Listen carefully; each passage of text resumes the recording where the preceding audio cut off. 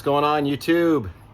So today we're going to talk a little bit about the Can-Am X3 and specifically the XRS Max Turbo R, which is what we have. Ours is a 2018.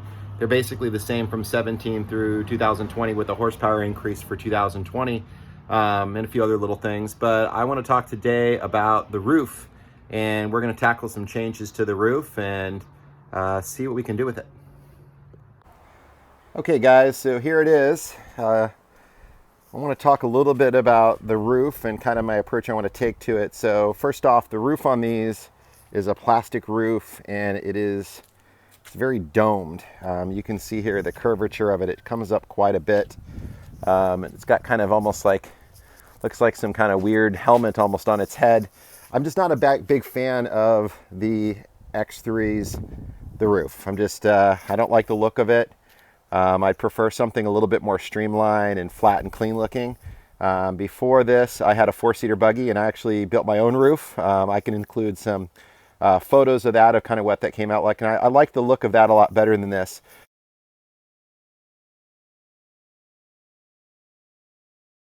So what we're going to do is we're actually going to remove the roof, and it's a bit dirty, but inside here you can see this is called the H-bar, and you can see it goes up and across and drops back down, these bars right here in the center there, right across there. So there's a company that is called AFX Motorsports, and they have the most cost-effective roof on the market for the X3 Max.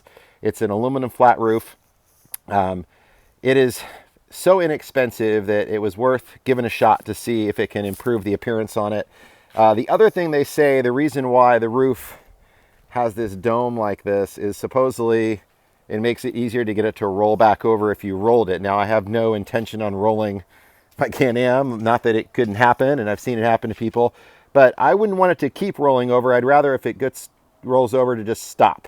If you have a flat roof, it should stop and not continue to roll. Again, there's a lot of questions if that's why they specifically did this or not. But there's so much headroom in it already as it is that I'd rather have the flat look. You can see a lot of pictures online of guys that have aftermarket cages on it that have that cool flat roof look, and they cost thousands of dollars, and that's not in the budget for us. We want something a little bit more, quite a bit more cost effective. So I'm going to show you how to remove the roof, so that way you guys can see the process that goes into this. We'll do an unboxing of the new roof from AFX and give them a shout out about it, and we're going to see how it works.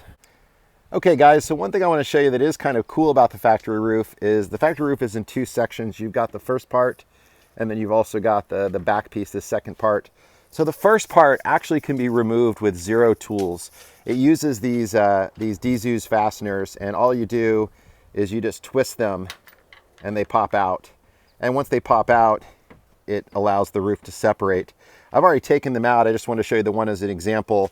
Inside, there are several that go across the back, and then there's also two Velcro straps here that go off the front. But what this allows you to do is just basically lift the roof right off. It's going to come right off of the vehicle. That's going to expose the H-bars that we're going to remove.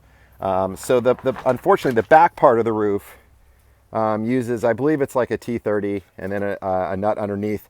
And there's several of them, so it's a lot more work to take the back off. It's not anything that's too difficult, but I'm going to remove the back, and then also I'm going to start removing the H-bars.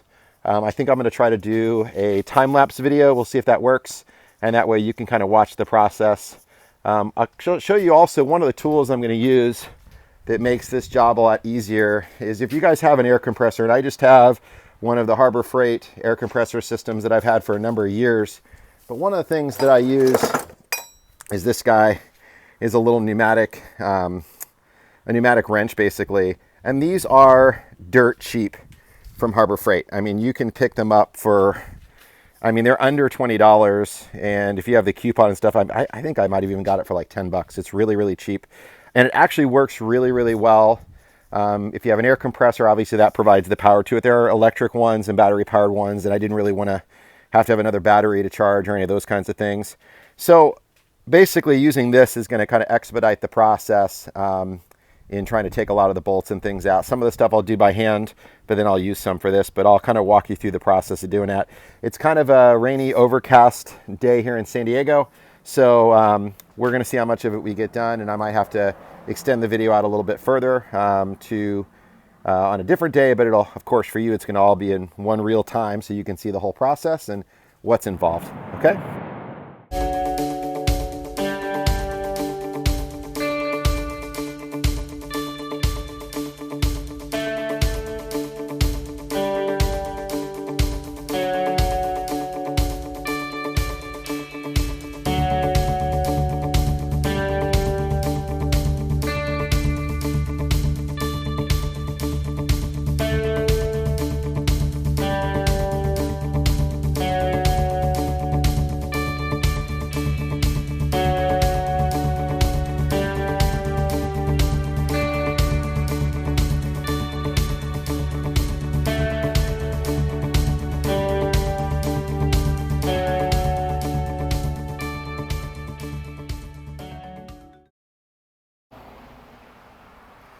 Okay guys, so there you have it. It was pretty easy.